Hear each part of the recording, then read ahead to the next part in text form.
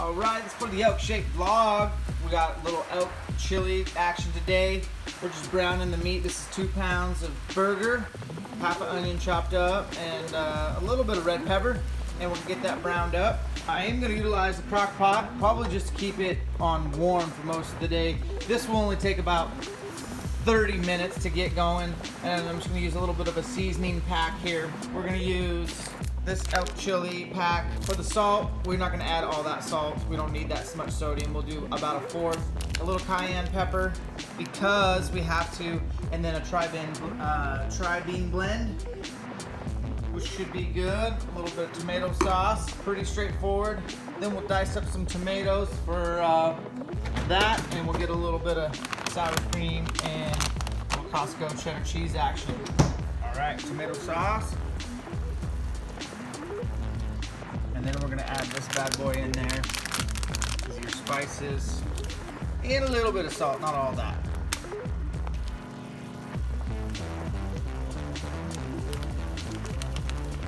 Just a little bit, guys, just a little. So I'm just stirring this in right now. I will say that if you are going to use wild game, make sure you brown that meat with some olive oil or a cooking oil of your choice. That is starting to look like some good chili. So what we're gonna do here, put our heat on low. And we're gonna let that bad boy simmer. Okay, we've been simmering for about 5 minutes, and I'm gonna add, instead of water, I'm adding diced tomatoes. Then we'll let this cook here, simmer for about maybe 10 more minutes at the most. Then we'll add our beans.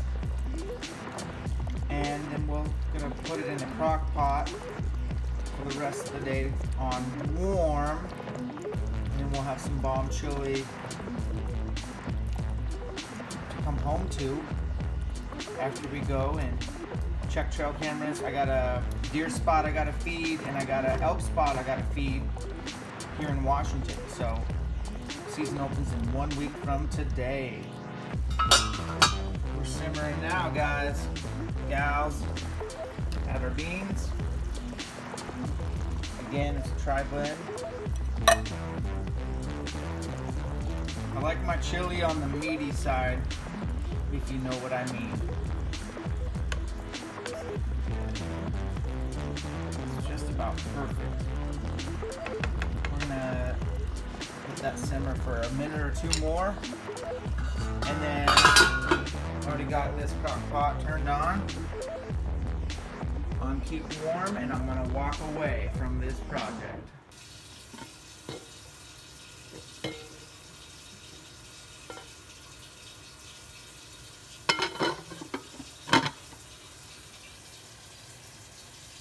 What's up, guys? We just got done making our elk chili. It's in the crock pot. Just pulling out of the house. It's a Saturday. I'm in between firefighting shifts. I'm headed southbound to the nearest mountain range by my house to feed my deer spot, and then to mountain bike / hike into my elk spot and feed that. You can bait in Washington. The rule is 10 gallons of bait, and I don't know if that's per day or whatever. It's very vague. I looked into the rules, but a lot of people don't like baiting or whatever, and I'm not here to debate that. I'm going to bait for deer and elk, no question. So just to paint a picture, I've never killed an elk over bait ever, and I've baited up in this mountain spot where there could be elk. There has been elk, and I've never killed or seen an elk come in to bait while it's hunting season, while I'm hunting. So it's mainly a deer spot, but there is a small herd of elk, and sometimes some bulls will go into post-rut mode or even late season mode, and they'll show up. Now, last year, if I'd been sitting my tree stand on December 6th, I would have killed, or potentially killed, a nice 5x5 bull. So I've had a couple spikes, a couple different bulls. I'm going up there to check camera. I'm hiking in. Today we're hiking in corn, 2 bags, that's 80 pounds. We'll do it in one trip. And then I'm also going to feed my private land spot, which requires no hiking. I can pull up, dump bait, and get back out. The season opens in a week. baiting does work for deer, but I will tell you this, it doesn't work that well because I've baited this spot before for years after years, and I've only killed one really good buck out of here. Last year, I killed like a 3x3 buck on the last day. I never ever got a chance at any mature bucks.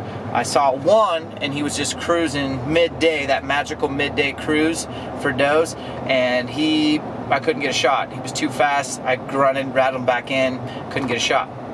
So, if you think baiting is cheating, that's fine. That's your opinion. I'm still buying a hunting license and a tag, and it's public land, and you'll see the way I do it is ridiculous. I'm gonna hike in 3 miles. I'm gonna gain 1,200 feet, and then I'm gonna dump all this bait. I've hiked the tree stand in there, and it's still no guarantee whatsoever. But I will be jacked if I can kill an elk this year, because I have only killed one elk. I usually kill 2. Been pretty picky in Idaho just because the numbers of elk and the maturity of elk is real low. So in Washington here, it's any elk, and it opens next week. It's about a 10-day season, and the deer season is about a 20-21 day season, and it's pretty late, so I think the rut winds down for whitetails, and so we'll see. I'm gonna check cameras and take you guys along with me as we mountain bike in there and go from there. Truck, 2 40-pound bags of corn. We just gotta go up this driveway about 300 yards. I'll take you there. We're gonna do this in 2 trips, and then we'll feed, trade out batteries, swap cards. I'll show you the setup, bounce to the hard spot. This is the easy spot. Okay, there's the tree stand. Got a nice little field. There's somebody's house in the background. Bedding area. Awesome trail camera. We'll check that, and then I saw a scrape over here. I'll show you guys in a second. Alright, so you got that field behind me. We're kind of in the bedding area, right on the edge of them going that transition, and we have a pretty dope scrape, a couple of them. I'm gonna flip the camera around and show you these scrapes as I head out to go get the next bag of corn. So here's your first scrape, and then here's your second scrape.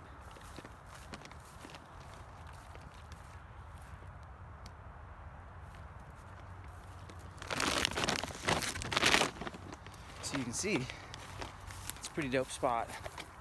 I don't know, I think these deer over here, there's one big 10, he's pretty heavy, not super tall, probably mid 130s, really mature buck. I think these deer are crossing the highway, which is just 300 yards to the east here. I think they crossed it in the afternoon.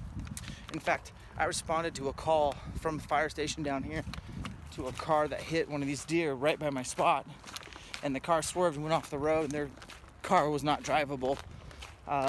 They were okay. They hit a yearling doe, and that deer was dead. But I think these deer cross this highway a lot, so oh, we got it right here. Check this out.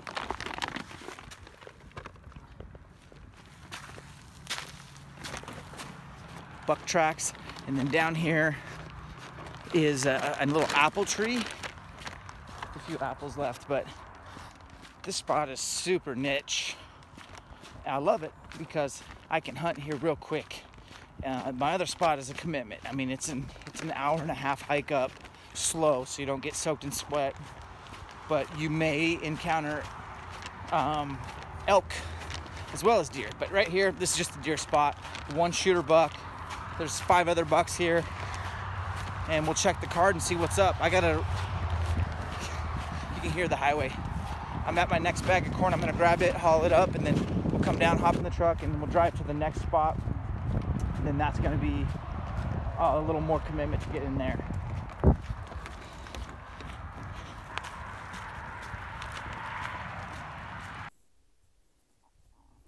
Loaded up, 40 pounds pack frame, mountain bike as far as I can, then hike the rest. Cannot pan out because I cannot show you where I am at, but it is public, and it is a beautiful day to be in the mountains, baby.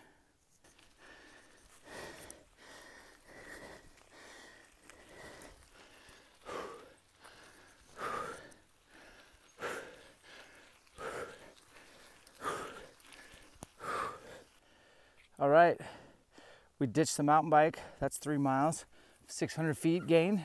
We're halfway on the elevation. We got 600 more to go. Now we go on foot.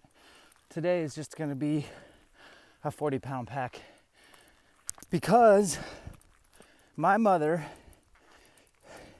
called me and said, hey, can you come over and help me fix my snowblower? And can you help me put a battery in my Harley? She has a Harley. And if you're not a parent yet, you will be someday, and you'll realize how much love and support and hard work it is to be a parent. So you do whatever your mom asks of you whenever she asks. So I only got time for one load up. Should be enough time to, I can tell you one thing, all the snow melted and it's probably high 40s. It's not conducive to what I like, which is usually a foot of snow and right around 30 degrees. So, oh well, we're gonna head up there, get to the stand, dump the feed, swap the cards, check batteries, and hike back down to the bike and ride out. When I get home, I'll post you my top 5 picks between all 3 cameras. Hopefully up here we got some elk or a giant monarch whitetail mountain buck. Public land, do it yourself the hard way.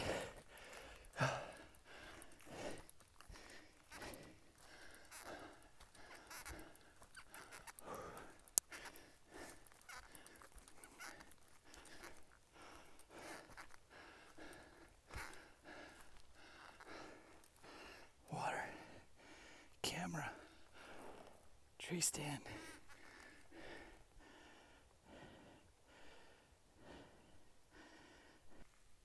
All right, so what we got here, got a Stealth Cam HD 4K, and then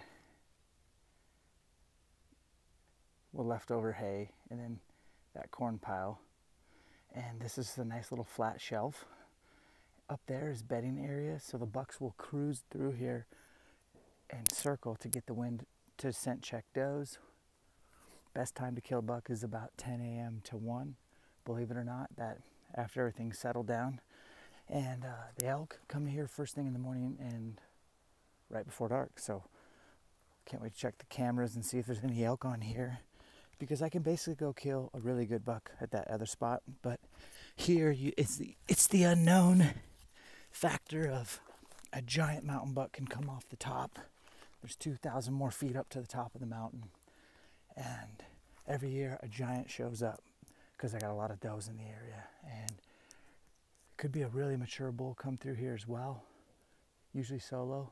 So got 3 miles now to get back to the truck, about a mile down to the bike, and then 2.5 mile bike ride out. Should be back to the truck in, believe it or not, about 25 minutes because of the mountain bike. So I'm gonna lace up my shoes and get out of here and go help my mom. Thanks for watching YouTube Elk Shape. We do deer, we do elk, and yep, this is how you roll in Washington State. So pray for snow.